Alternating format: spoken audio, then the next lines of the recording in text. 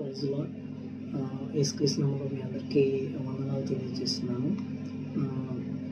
నా పేరు రాజ్ కుమార్. నేను పాస్టర్గా 14 సంవత్సరాల నుంచి పాస్టర్గా చేస్తూ ఉన్నాను. ప్రభు సేవలో ఉన్నాను. నేను బ్యాచిలర్ ఆఫ్ థియాలజీ కూడా చేసి ఉన్నాను.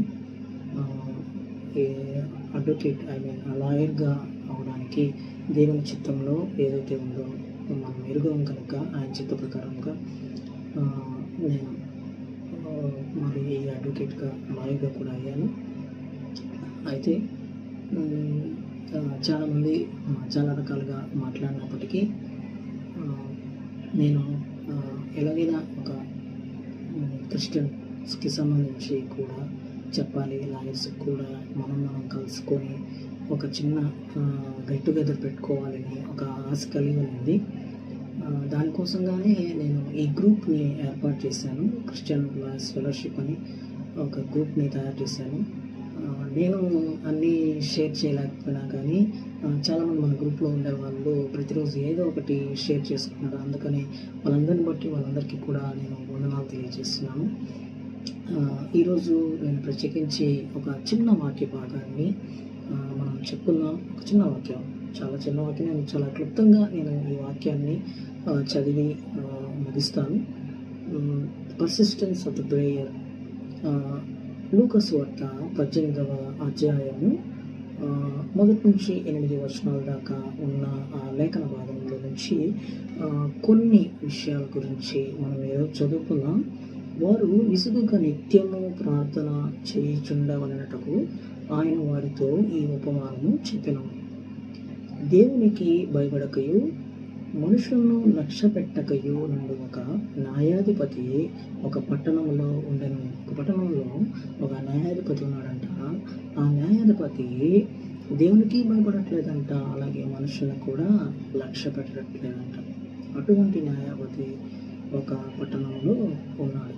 ఆ పట్టణంలో ఒక విధవరాలు ఉండెను. ఆ పట్టణంలో ఒక విధవరాలు, ఇది మనం ఎన్నో ప్రసంగాల్లో ఎన్నోసార్లు ఈ ఉపమానాల గురించి మనం విన్నప్పుడు ఈ వాక్యాన్ని మనం చాలాసార్లు వినుంటాం, అందరం వినుంటాం. అయితే నేను తీసుకున్నప్పుడు ఈ కంటెస్ట్ తీసుకున్నప్పుడు నాకు అనిపించింది మనము కూడా మనం కూడా దీనికి సంబంధించినట్టే ఉంటుంది. ఈ 3వ వచనం నుంచి చూస్తే, ఆమె అతని యొద్దకు తరచుగా వచ్చి నా ప్రతివాదికిని నాకును న్యాయము తీర్చుమని అడుగుచు వచ్చెను. కానీ ఇక్కడ ఒకవేళ ఇది ప్రాపర్టీ డిస్ప్యూట్ అయి వచ్చాము. అక్కడ ఆమె ఏం చేస్తుందంట, ఆమె వచ్చి తరచుగా వస్తుందంట. తరచుగా వచ్చి నాకు నా ప్రతివాదికిని నాకును న్యాయము తీర్చుమని అడుగుచూ వచ్చాను. ఈరోజు వచ్చి అడుగుతూ ఉంది. అతడు కొంతకాలము ఒప్పకపోయాను. అడుగుతూ వస్తుంది కానీ అతను మాత్రం ఒప్పుకోలేదు. తరువాత అతడు, నేను దేవునికి భయపడకయు మనుషులను నష్టపెట్టకయు నిన్ను ఈ విధవరాలు నన్ను తొందర పెట్టుచున్నది. ఎవరో ఏం చేస్తుందంట, తొందర పెట్టుచుందంట. ఇంకా ఇక్కడ ఒక రాస్తున్నారు, ఏం రాస్తుందంటే, ఆమె మాటికి వచ్చి గోజారుకుండునట్లు ఆమెకు న్యాయము తీర్తులని తనలో తానే అనుకున్నాడంట. ఆయన గురించి క్లియర్గా ఇక్కడ ఒకటి మెన్షన్ చేస్తున్నారండి. అన్యాయస్తుడైన ఆ న్యాయాధిపతి అని రాస్తుంది. అన్యాయస్తుడైన ఆ న్యాయాధిపతి అని అక్కడ మెన్షన్ చేస్తుంది. చాలామంది ఈ అన్యాయస్తుడైన న్యాయాధిపతికి ఎగ్జాంపులైజ్డ్గా జీసస్ క్రైస్ట్ అనుకుంటారు. ఆయన కాదు. జీసస్ క్రైస్ట్ ఏం చేస్తాడంటే ఒక ఎగ్జాంపుల్గా దీన్ని తీసుకొని చెప్తున్నాడు. ఇక్కడ దాని కింద వచనాలని కానీ మనం కానీ చూస్తే అందులో ఏం వస్తుందంటే, ఇప్పుడు అన్యాయస్తుడైన ఆయనే న్యాయము చేసినప్పుడు ఆయనే చేస్తే మన హృదయాన్ని ఎరిగిన న్యాయాధిపతి, ఇంకా చెప్పాలంటే న్యాయకర్త అయిన యేసయ్య ఇంకా నిజముగా వేగముగా మనకు కావాల్సిన ప్రతి ఒక్కటి ఆయన చేస్తాడు. అయితే మనం విసుగుగా ప్రార్థన చేయాలి. నేను పొందుకోలేకపోతున్నాను, ఇది నాకు దక్కట్లేదు అని విడిచి వెళ్ళిపోవడం కాదు, కానీ మనము దాన్ని పొందుకునేటట్టుగా మనం ప్రార్థన చేయాలి. ఎలాగైతే ఆ విధవరాలు మాటి మాటికి మళ్ళీ మళ్ళీ రోజారుస్తూ దాన్ని విడిచిపెట్టకుండా, అంటే పట్టుదల విడిచిపెట్టకుండా ప్రార్థన చేసేది. అంటే అతను అడిగింది కదండి, అతన్ని అడుగుతూనే వస్తూ ఉంది. ఇంకా ఇందులో నేను ఒక లైన్ రాసుకున్నాను.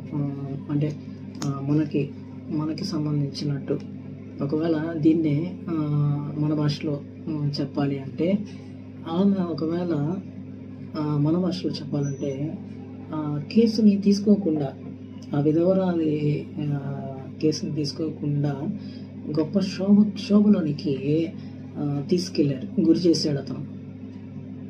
కొన్ని దగ్గర ఇలా కూడా జరుగుతూ ఉంటుంది.